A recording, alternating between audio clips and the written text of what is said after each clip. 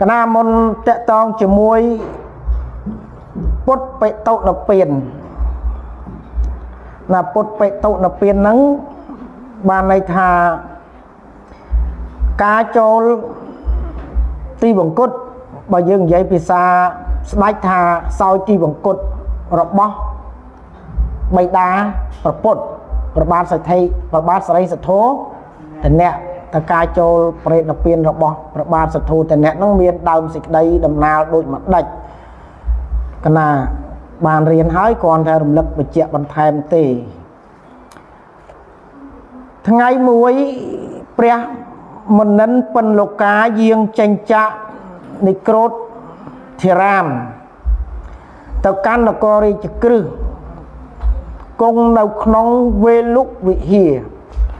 មួយអន្លើដោយព្រះភិក្ខុសង្ឃគង់ចាំព្រះវស្សាជាគម្រប់4លោកវស្សាជាគម្រប់5ព្រះអង្គយាងទៅគង់នៅក្នុងកោដក្រៀមសាលាព្រៃមហាវ័នក្នុងនគរវេសាល័យដើម្បីអនុគ្រោះដល់វិនយស័ព្ទគ្រានោះព្រះបាទស្រីសទ្ធោទនៈទ្រង់ប្រជួនធ្ងន់ណា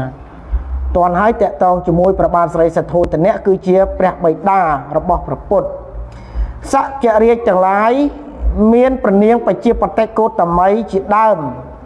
ខំព្យាបាលប្ររោគយ៉ាងណាក៏មិនអាច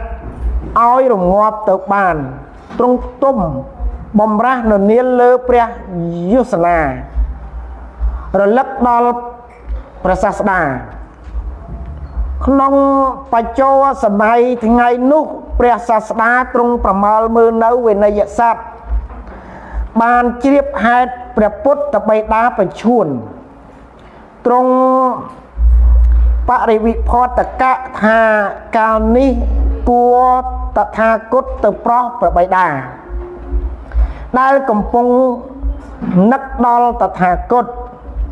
ទើបទ្រង់ត្រាស់ហៅព្រះអានន្ទមកប្រាប់ហេតុនឹងនាំភិក្ខុសង្ឃ500អង្គហោះទៅកាន់ក្រុងកបលភ័ស្ត្រដល់ហើយទ្រង់យាងចូលទៅកាន់ព្រះរាជមន្ទីរតើតឃើញប្រវោបិតាមានប្រកាយទុពលភាពកណាស្គាល់ហើយពាក្យទុពលភាពទ្រុឌទ្រោមក៏ត្រាស់សួរអាការៈរោគព្រះពុទ្ធបិតាទ្រង់ស្រកព្រះជលនេតទូលថាទុក្ខវេទនានៃខ្ញុំខ្លាំងក្លាណាស់ស្ទើរនឹងដាច់ជីវិតព្រះសាស្តាទ្រង់ព្រះសម្ដាប់ហើយទ្រង់លើកប្រហោះខាងស្ដាំធ្វើសត្យាទិដ្ឋានថាតថាគតខំបំពេញអភិនិហាសាងសមតੰបារមីអស់មួយអសង្ខ័យនិងមួយសែនកាប់នេះដើម្បីប្រយោជន៍ដល់សត្វលោកទើបព្រះអង្គបរាមាស្ទាបព្រះសិព្រះបិតាដោយប្រហោះខាងស្ដាំព្រះអានន្ទធ្វើសត្យាទិដ្ឋានស្ទាបប្រហោះព្រះជាខាងស្ដាំនិងព្រះហោះខាងឆ្វេងទៀតព្រះរាហុលស្ទាបព្រះបដិព្រះអាយកោដោយប្រហោះខាងស្ដាំទុក្ខវេទនាក៏វិនាសអស់ទៅកណាមុនស្ដាប់មួយអត់តាន់ពេលព្រះពុទ្ធបិតាទ្រង់ប្រោះចាកប្ររោគពាធិធហើយស្ដេចក្រោកចាកស្រីសយនាមានបៃតិសោមនស្សលើកប្រហោះធ្វើអញ្ជលីចំពោះព្រះសាស្តាព្រះភគវាទ្រង់ពិចារណាអាយុសង្ខារនៃព្រះពុទ្ធបិតាក៏ជ្រាបថានៅតែ7ថ្ងៃទៀតនឹងចូលទីវង្គតព្រះជាក៏អារាធនាព្រះអង្គឲ្យសម្ដែងធម៌ព្រះសាស្តាទ្រង់សម្ដែងនៅត្រៃលក្ខណ៍លុះចប់កាលណាព្រះពុទ្ធបិតាបានសម្រេចព្រះអរហន្តផលដល់ថ្ងៃជាគម្រប់7ព្រះជាទូលព្រះសាស្តាលាបរិនិព្វានហើយក៏ទ្រង់បរិនិព្វាននៅក្នុងពេលនោះទៅពួកសក្យៈទាំងឡាយក៏យំសោករៀបរាប់តាមលោកយៈវិស័យប្រចោមត្រៃទ្រង់សម្ដែងធម៌ដើម្បីបន្ទោបង់សេចក្តីសោកនៃពួកសក្យរាជហើយ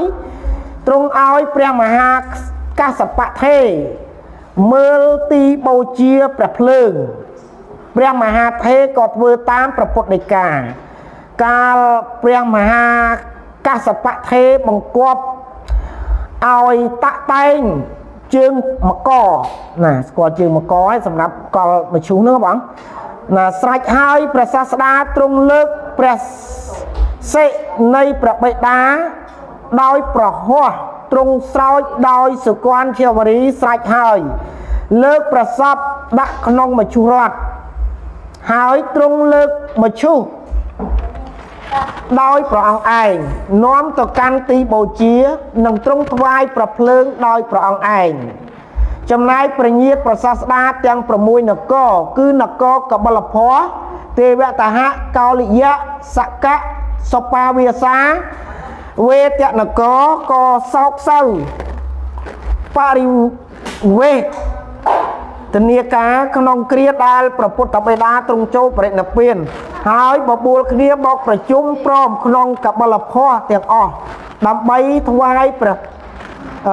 យផតអាហារដល់ព្រះសាស្តានិងភិក្ខុសង្ឃព្រះមុនីទ្រង់ទទួលញត្តទានចង្ហាន់ស្រេចហើយទ្រង់ធ្វើអនុមោទនាសម្ដែងធម៌ប្រោះប្រញាតហើយយាងទៅគង់ក្នុងនិក្រូតនារាមវិញកណាមុន